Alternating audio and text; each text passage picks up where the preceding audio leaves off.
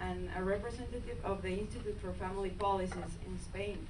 She's been working since several years with youth groups, media, especially in Mexico, and women's groups in Latin America and Europe. So she's been having a lot of experience related to gender equality and also with family policies related to this.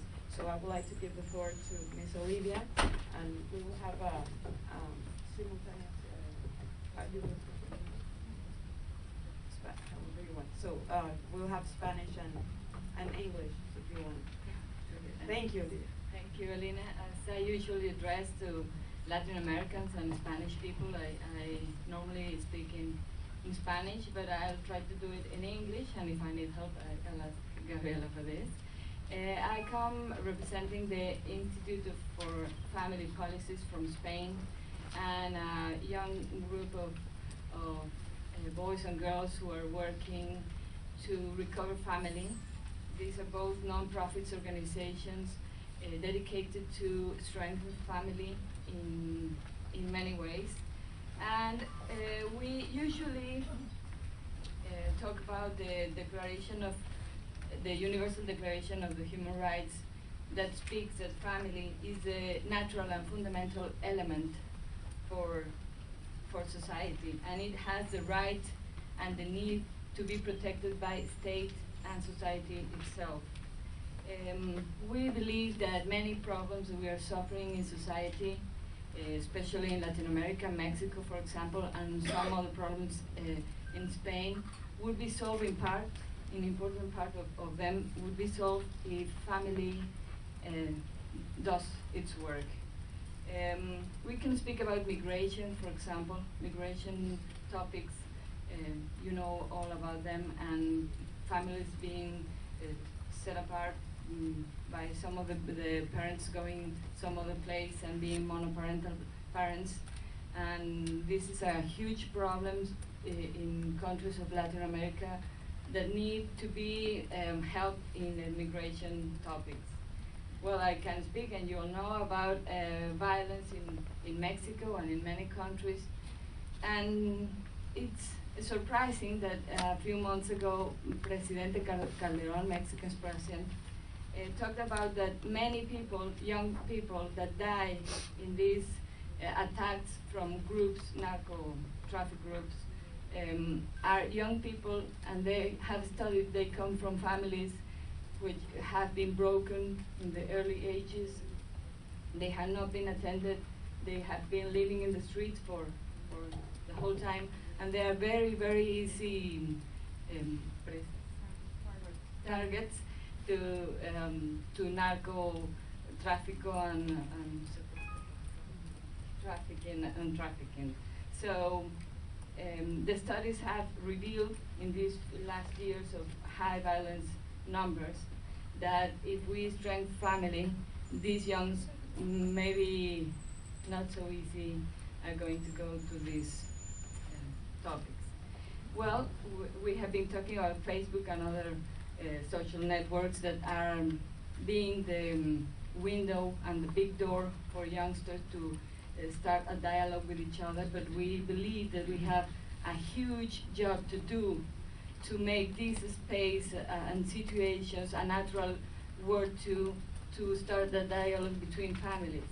It's funny that many young people wouldn't give their mail address to their parents or their Twitter, no? Because maybe they would be followed and this is scary, huh?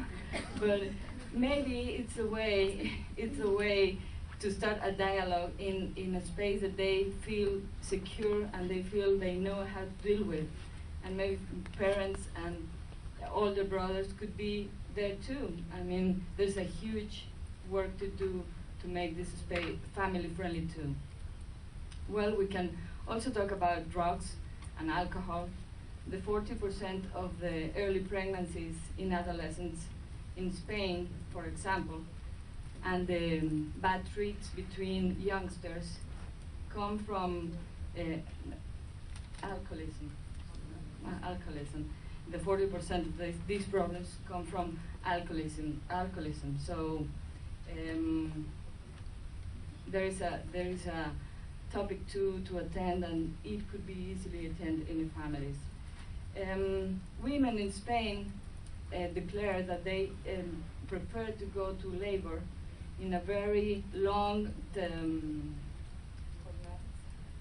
sorry about some words, work days, that they are too long, many hours out of home, and they have to choose between being mother and working. Of course, these topics of having friendly spaces and new forms of conciliation between jobs and family is urgent, because it's a space where we need all the help we can get.